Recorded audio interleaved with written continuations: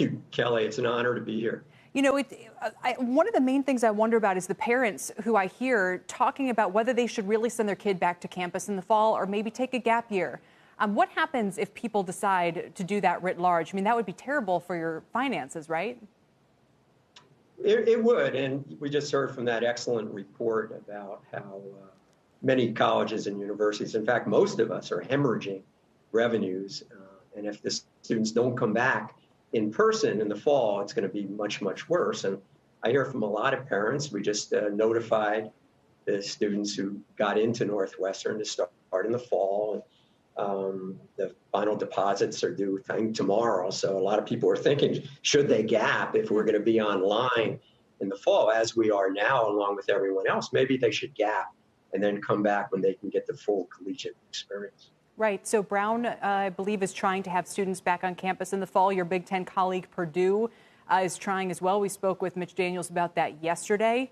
Harvard says it's going to explore doing online classes in the fall, and maybe students won't defect because it's Harvard, but I suspect a lot of students would skip if classes were online. Are you going to try to have kids on campus in the fall, and what are the considerations in terms of safety for doing so?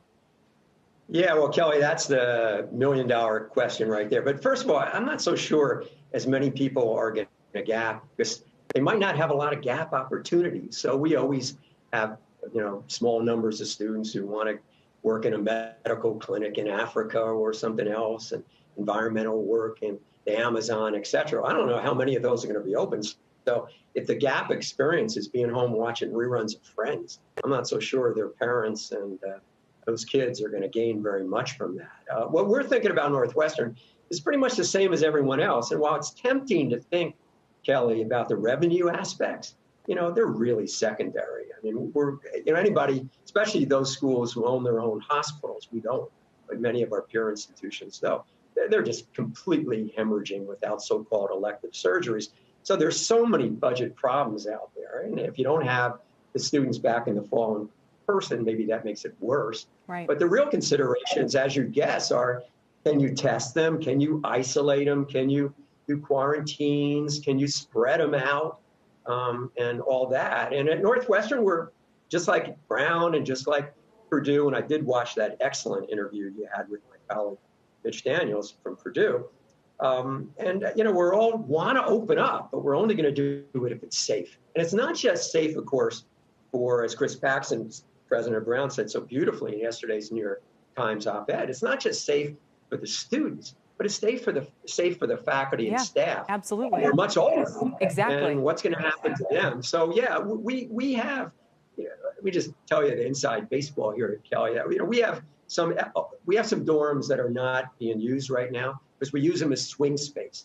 So if we're renovating a dorm, we open it up. So we could figure we could put people in there and spread them out, get rid of doubles, give everybody a single. There are also a whole bunch of hotels in the city of Evanston that are basically shut down, and we're exploring renting a couple of floors in certain very close by hotels. And if we could do it safely, you want to do it, but I don't want it on my conscience if anybody gets sick or, God forbid, dies, because I'm worried about my budget and bringing people back before it's safe. I'm simply not going to do it. No, and that's fascinating that you might look to hotels nearby, and maybe other colleges could do the same. Just before you go, I want to ask about the financial piece of this, because it's come up a lot. When colleges like yours, you said you're hemorrhaging cash, I think got $8 million that you could have from the CARES Act. People say, look, you have an $11 billion endowment. How is it possible that you ever have a cash crunch? How would you explain to people why that endowment doesn't make more cash available for precisely crises like these?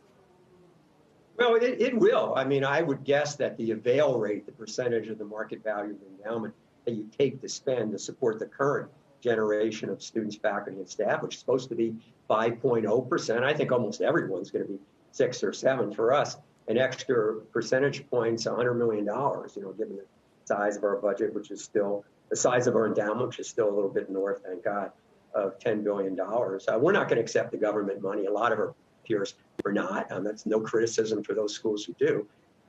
But a lot of the budget, a lot of the endowment is restricted. So the idea that somehow we could use that to cover declines in net tuition revenues or the room and board $25 million rebate we gave for the current spring quarter, because we closed the dorms, that you could somehow increase the avail rate on restricted money. A lot of it's restricted for cancer research. It's for PhD students. It's for athletics. I know you were an athlete at WNL. It's such an important part of people's community. Our girls' team, lacrosse team, was nothing like yours, which, in case people aren't familiar. I was at Williams. So NESCAC's a little different scale.